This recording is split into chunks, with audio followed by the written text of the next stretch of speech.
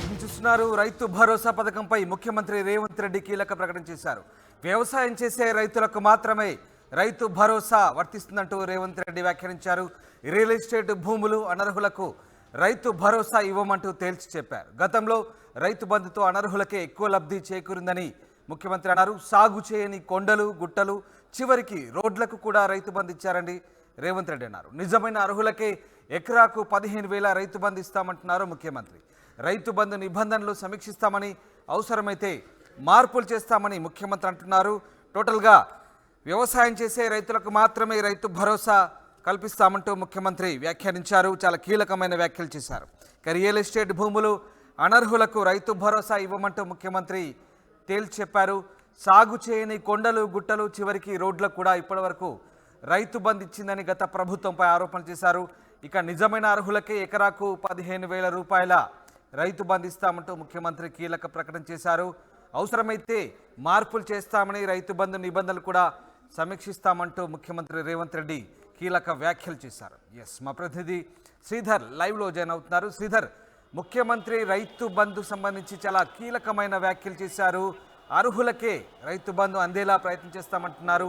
సాగు చేయని కొండలు గుట్టలు రోడ్లకు కూడా గతంలో రైతు బంధు ఇచ్చారని, అయితే నిజమైన అర్హులకే ఇస్తామని చెప్తున్నారు. ముఖ్యంగా రియల్ ఎస్టేట్ వ్యాపారం చేసే వారికి రైతు బంధు ఇవ్వమంటూ ముఖ్యమంత్రి చాలా క్లియర్గా చెప్పిన పరిస్థితి.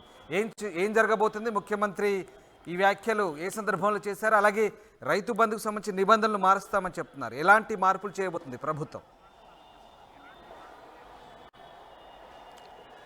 యారాం, రైతు భరోసాపై ముఖ్యమంత్రి అటు రేవంత్ రెడ్డి కూడా కీలక వ్యాఖ్యలు చేశారు. రైతు బంధు అనర్హులకు చాలా మందికి వెళ్తుంది కాబట్టి దాంట్లో ఒకవైపు కూడా రైతు బంధుపై సమీక్ష నిర్వహించి అవసరమైనటువంటి మార్పులు చేర్పులు చేస్తామంటూ కూడా ముఖ్యమంత్రి రేవంత్ రెడ్డి వెల్లడించారు. ఇప్పటికే ఒకవైపు గత ప్రభుత్వం ఒకవైపు రైతు బంధు పేరుతో ఇస్తున్నటువంటి దాన్ని 15,000 పెంచుతూ రైతు భరోసాతో కూడా ఒకవైపు కాంగ్రెస్ ప్రభుత్వం ఇస్తానని ఇప్పటికీ 6 గ్యారెంటీల్లో భాగంగా ఒకవైపు కూడా ప్రకటించింది. తన హామీలో పెట్టినటువంటి రైతు భరోసా ఇప్పటికే పాత పథకం మాదిరిగా ఒకవైపు ఇస్తున్నప్పటికీ కూడా రైతు భరోసాలో అనేక మార్పులు చేర్పులు చేయాల్సిన అవసరం ఉంది.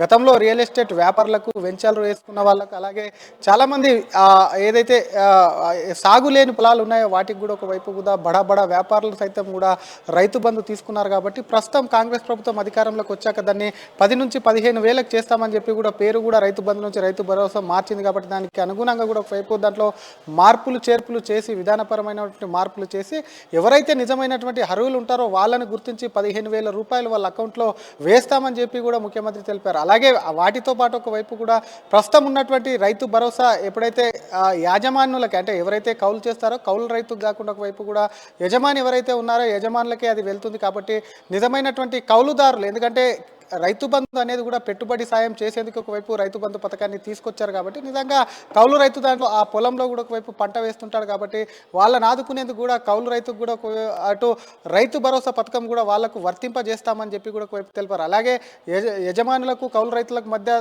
సంభవించేటువంటి వివాదాలు ఏవైతే ఉన్నాయో ఈ పథక అమల్లో భాగంగా వాటన్నిటిని పరిష్కరించి తొందరలోనే కూడా ఈ పథకానికి శ్రీకారం చుట్టి వీలైనంత తొందరలో రైతు భరోసా డబ్బులు వేస్తామంటూ కూడా సీఎం చెప్పారు.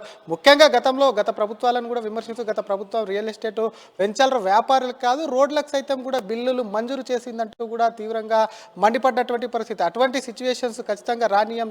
దాంట్లోపల సమీక్ష జరపాల్సిన అవసరం ఉంది.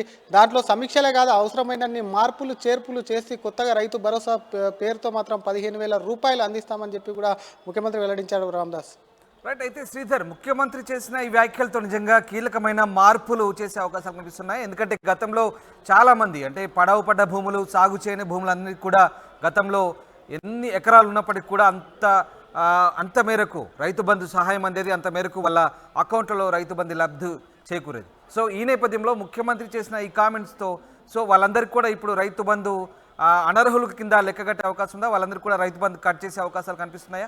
ఎట్లాంటి మార్పులు చేయబోతున్నారు ఈ విషయాలు ముఖ్యమంత్రి? డెఫినెట్గా గతంలో ఎవరైతే ఒకవైపు ఆ భూ యజమానులు ఉన్నారో వాళ్ళకి సంబంధించి భూమి సాగులో లేకపోయినప్పటికీ కూడా చాలామంది బడా బడా వ్యాపారులు కానివ్వండి ఇతర చెందినటువంటి కొంతమంది భూమిని కొని వదిలేస్తుంటారు, భూమిలో సాగు చేయకుండా ఉంటారు. అటువంటి భూములు సైతం కూడా ఒకవైపు ప్రభుత్వం ఇచ్చేటువంటి రైతు బంధు, ప్రస్తుతం ఉన్నటువంటి రైతు భరోసా ఏదైతే ఉందో దానికోసం అప్లికేషన్ చేసుకున్నారు. కొన్ని లక్షలు కూడా వాళ్ళకి వెళ్ళినటువంటి సిచ్యువేషన్ ఉంది. దీనికి సంబంధించి ముందస్తుగా గత ప్రభుత్వం అడావిడిగా కూడా తీసుకుందని ఒకవైపు ఆరోపణలు చేస్తున్నాయి. తమ ప్రభుత్వం అధికారంలోకి వచ్చినాక ఏం చేస్తామని ముందస్తు ఒకవైపు అటు ఎన్నికల హామీలు ఇచ్చారు కాబట్టి దానికి అనుగుణంగా అటువంటి పొలాలు ఏవైతే ఉన్నాయో సాగు లేనటువంటి భూములు రియల్ ఎస్టేట్ చాలా చోట్ల కూడా వెంచర్స్ వేస్తున్నారు. వాటికి సంబంధించి సాగు పేరుతో అక్కడ కూడా రైతు బంధు లేపుకుంటున్నారు, గవర్నమెంట్ నుంచి కూడా తీసుకుంటున్నారు. కాబట్టి అటువంటి వాటిని అన్నింటినీ కూడా ఒకవైపు సమీక్ష చేసి అటువంటి దాని మీద ఎంక్వైరీ చేసి అటువంటి వారికి కూడా కట్ చేస్తామని చెప్తూనే మరోవైపు నిజంగానే ఒకవైపు కౌలు రైతులకు ఇస్తే ఇబ్బందులు తలెత్తాయి కాబట్టి కౌలు రైతులకు అటు భూ యజమానులకు సంబంధించినటువంటి వివాదం నెలకొంటుంది కాబట్టి వారికి సంబంధించినటువంటి సమస్య ఏ విధంగా పరిష్కరిస్తారన్న దానిపై ఒక ప్రశ్నార్థకం అయితే మారింది. కానీ వాటిని కూడా పరిష్కరించి తొందరలోనే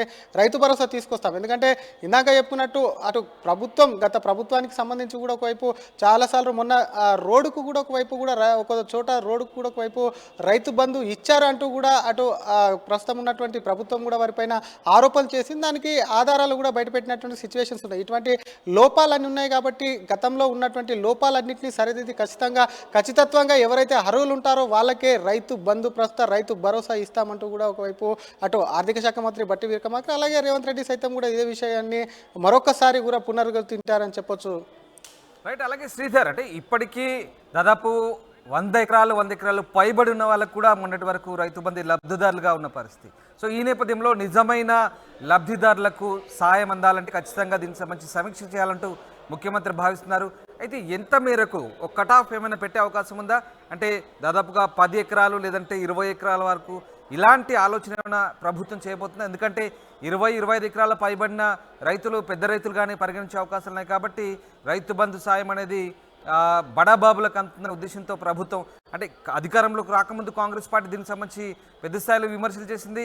అలాగే ప్రచారంలో కూడా ఎక్కువగా దీన్ని రేజ్ చేసిన పరిస్థితి. సో ఇప్పుడు ఏం చేయబోతుంది గవర్నమెంట్? ఏమైనా పలానా ఇన్ని ఎకరాలు ఉన్న వాళ్ళకి రైతు బంధు ఇవ్వాలి లేదంటే ఇలాంటి కట్ ఆఫ్ పెట్టాలని నిర్ణయానికి ఏమైనా వచ్చిందా? డెఫినెట్గా రామదాస్, అసలు రైతు బంధు పథకాన్ని తీసుకొచ్చింది ఒకవైపు ప్రస్తావిస్తున్నటువంటి రైతు భరోసా చిన్న సన్నకారు రైతుల కోసం. ఎందుకంటే పెట్టుబడి సాయం అనేది కూడా ఒకవైపు కూడా వాళ్ళకి పంట అంటే 2 పంటల్లో కూడా ఒకవైపు కూడా పంటకు ఒకవైపు కూడా పంట పెట్టుకోవడానికి కూడా పెట్టుబడి సాయం లేక ఇతరుల వద్దకు వెళ్ళి అక్కడ ఉన్నటువంటి దగ్గరలో ఉన్నటువంటి సాగుకారుల వద్ద వాళ్ళ దగ్గర ఒకవైపు అప్పు చేసి మరి ఒకవైపు సాగు చేస్తుంటారు. దానికి సంబంధించి ఒక్కొక్కసారి దానికి సంబంధించినటువంటి డబ్బులు వెళ్ళి అది కూడా ఇంట్రెస్ట్కి తీసుకొస్తారు. కాబట్టి వీటన్నిటిని దృష్టిలో పెట్టుకొని చిన్న సన్నకారు రైతులకు మాత్రమే రైతు బంధు ఇవ్వాలని చెప్పి గత ప్రభుత్వం తీసుకొచ్చినప్పుడు కూడా ఇది పూర్తి స్థాయిలో అందులో లోపాలు ఉన్నాయి.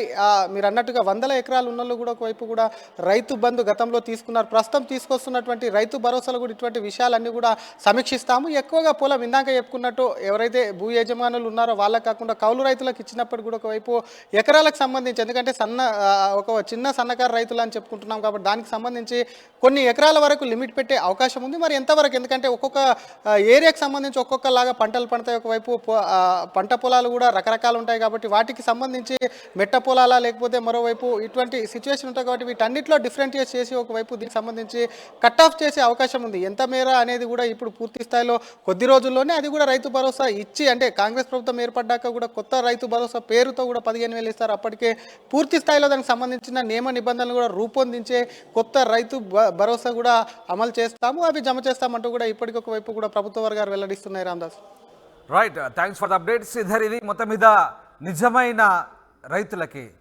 రైతులకి రైతు బంధు, అర్హులకు ఎకరాకు 15,000 రూపాయల రైతు బంధు, రైతు భరోసా ఇస్తామంటూ ముఖ్యమంత్రి చాలా కీలక ప్రకటన చేశారు. దీనికి సంబంధించి సమూల మార్పులు చేసే అవకాశాలు కనిపిస్తున్నాయి. ఎందుకంటే గతంలో వ్యవసాయం చేయని భూములకు కూడా రైతు బంధు తీసుకున్నారంటూ ఆరోపణలు వచ్చిన నేపథ్యంలో రియల్ ఎస్టేట్ భూములకు కూడా రైతు భరోసా పొందారన్న ఆరోపణల నేపథ్యంలో ఈసారి ఖచ్చితంగా మార్పులు చేర్పులు చేస్తామని ప్రభుత్వం చెప్తుంది. దీనికి సంబంధించి సమీక్ష నిర్వహిస్తామంటుంది. అర్హులకే ఎక్కువ లబ్ధి చేకూరేలా చర్యలు తీసుకుంటామంటూ ముఖ్యమంత్రి చాలా కీలకమైన ప్రకటన చేశారు. వ్యవసాయం చేసే రైతులకు మాత్రమే రైతు భరోసా ఇస్తామంటూ ముఖ్యమంత్రి రేవంత్ రెడ్డి కీలక ప్రకటన చేశారు.